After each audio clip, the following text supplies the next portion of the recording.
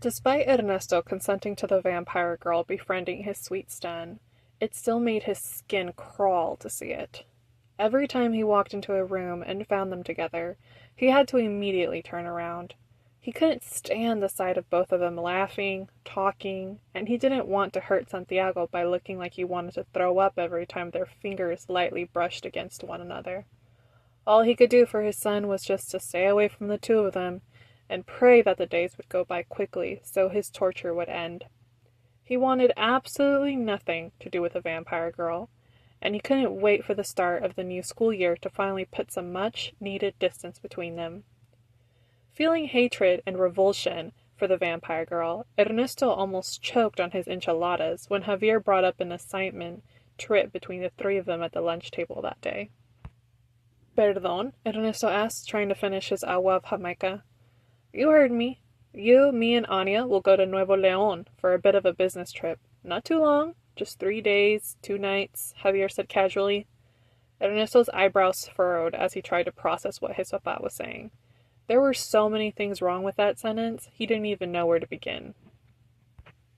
Okay, primero, he started, I am not leaving Santiago here alone by himself.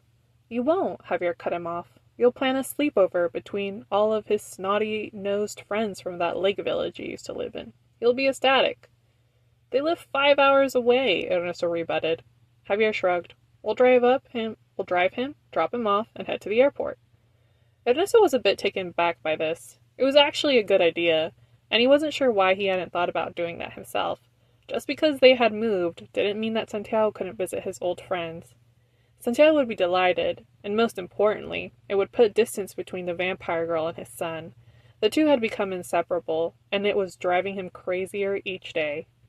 Okay, Ernesto said slowly, not wanting to completely agree yet.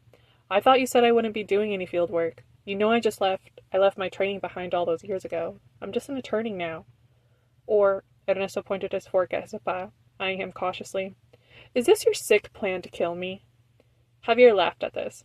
Ay, Ernesto, no seas baboso. You remember how to hold a gun, right? Si, Ernesto responded, still eyeing his papa suspiciously. Some things you don't forget.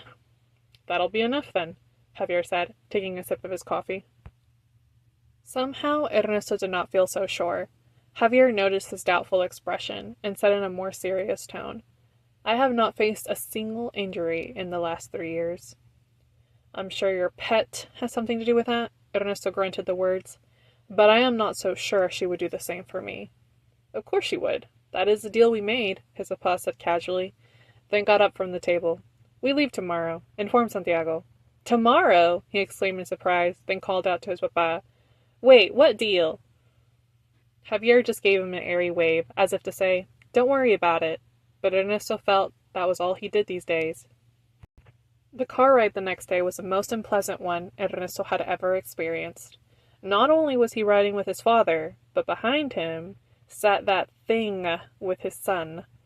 What made it even remotely bearable was that this was the happiest he had seen his son since the funeral. Ernesto had been scared that all this grief had robbed his son of his zest for life, but hearing him chatter away the whole 5 hours in the car made his heart glow. Ernesto was not the only one amused by this. Through the rearview mirror he could see the vampire girl smiling and commenting on Santiago's childhood stories.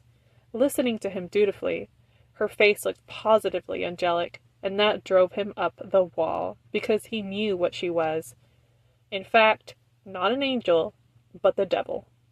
Unlike Javier and Santiago, Ernesto would not be fooled by her polite demeanor. He was positive it was all just an act, and he was determined to let her know by glaring at the girl every time they happened to make eye contact. When they reached their destination, Santiago was greeted by all of his old friends. Ernesto smiled as the boys embraced his son in a hug. The happiness on his son's face was undeniable, and he thought to himself that even if this trip was a total disaster, at least he could give this gift to his son. The rest of the trip to Nuevo León was done in silence, with neither party member wanting to engage in small talk or any type of conversation at all. This was fine by Ernesto, as he didn't have anything positive to say to either of them. Javier had booked an apartment near the Koi Sky residences, close to where the assignment was supposed to take place. According to Javier, the mission was simple. Ernesto was to meet with Carlos Martinez, who was the attorney for Diego Lopez, one of the four pillars of power in the country. Carlos Martinez had been foreclosing on tenants of small properties that were behind on their rent. However, when he foreclosed on them, he would discreetly transfer the property to an LLC owned by him, essentially stealing from Diego. This was a big mistake on Carlos's part. Eventually, Diego found out, and the next day, Carlos's name was on a hit list. Ernesto's only job was to meet with Carlos on behalf of the tenants, claiming that he was their attorney and requesting that both parties negotiate. While Ernesto and Carlos were fake negotiating, Javier and Anya would take out Carlos's security detail, and then finally Carlos himself. It seemed easy enough, but Ernesto was still nervous. It had been so long since he had been out in the field. When he turned 16, he began to train with Javier, learning how to hold a weapon, how to shoot, and how to fight in hand-to-hand combat. But he never really got a chance to go out onto the field. He met Isabella when he was just about to go on his first assignment at 18, and everything changed for him then. The moment he began to date Isabella, he decided to put the gun down and pick up a pen, becoming an attorney. He fought for people now. He didn't kill them. Ernesto thought he had made this part clear to his papa whenever he came back to work for him at La Hacienda, telling him he would only be doing attorney work. Thus far, he had crossed over some gray lines when it came to his work as a lawyer, but he had not killed anyone. Staring at the gun on the nightstand in his room, he wondered how long he would be able to keep his hands clean. The anxiety he felt made it hard to sleep, and when he woke up the next morning, he felt less than rejuvenated. This was not as ideal, as today was a day he was meeting with Carlos Martinez. His nerves didn't allow him to have breakfast, and his stomach hurt the whole ride to the Coy Sky residences. He observed the skyscraper through the window of the car. It was the largest skyscraper in Mexico. According to Javier, Carlos was on the very top floors, which only added to Ernesto's nerves, as he was scared of heights. "Don't be nervous, Ernesto," Javier spoke. "It's just another day at the office. And—" Javier smiled and pointed his chin at the girl dressed in all black, her silver hair tied up in a ponytail. She had her hands crossed and was looking out the window. "Anya won't let anything happen to you, right, Anya?" The vampire girl didn't turn her head, but instead shifted her emerald eyes ever so slightly to them before saying, "That's correct," and then shifted her eyes back to the window. "That's really reassuring," Ernesto mumbled under his breath. "And remember, you're not Ernesto del Toro, you're Hector Alvarez." Ernesto repeated his alias. "I know, you've only told me about 100 times." "Just checking," Javier said, as the car came to a stop. "This is you." Ernesto took a deep breath and opened the door to get out. As he did, his papa told him one last time, "You'll be fine." Ernesto nodded and shut the door behind him. With each step he took towards the Sky residences, he felt his heart pounding. It didn't help his nerves that when he looked up at the tall mirrored skyscraper towering over him, it made him feel even smaller. He tried to ignore the nerves in his stomach, taking constant breaths as he walked into the lobby, stepped onto the elevator, and avoided peering out the windows as he ascended. The elevator door pinged, and Ernesto stepped out, finding himself in front of 2 cream-colored double doors. He knocked on them. A man, who was not Carlos Martinez, answered the door. He was dressed in a black suit and wearing black sunglasses, despite the fact that they were inside. Ernesto might have been surprised, but Javier had briefed him that because Carlos knew exactly who he was stealing from, he was extra careful, and constantly had a handful of bodyguards around him. "Hola," he said. "I'm here to see Carlos Martinez, regarding the foreclosures on Santa Ana Street." The man, who was big in stature and plenty robust, did not respond to Ernesto. Instead, he closed the door on him. Ernesto waited for the door to open again, hearing murmurs from the inside. When it finally did, the same man appeared. "Date la vuelta," he grunted. Ernesto did as he was ordered, only to have a big man pat him down with his huge hands. He then pointed to Ernesto's briefcase. Ernesto opened it for him, and the man proceeded to dump all of Ernesto's papers and pens onto the floor, along with the briefcase. Seeming satisfied, the man granted an approval and walked back inside. "All right," Ernesto mumbled, crouching down to pick up all of the contents of his briefcase. His anxiety was being replaced by irritation. "Lo siento," a voice spoke. "Nano can get carried away sometimes." Ernesto looked up and met the face of a thin man with dark eyes and a triangular beard. His hair was parted to the side, and he was in a navy suit. Ernesto recognized him from all the pictures Javier had shown him. This man was Carlos Martinez. Ernesto snapped his briefcase closed and stood up, extending his hand. Héctor Álvarez, señor. Mucho gusto, he said. I've heard a lot about you. Carlos shook Ernesto's hand. Yes, he said, giving a small smile that didn't quite reach his eyes. I'm sure you have. Well, come on in. I do have a meeting after this, so this has to be quick, I'm afraid. Claro, I won't take up much of your time, Ernesto said, as he began to walk into a white room with golden yellow lights shining from the ceiling. The furniture in the room alone looked more expensive than Ernesto's lakeside home.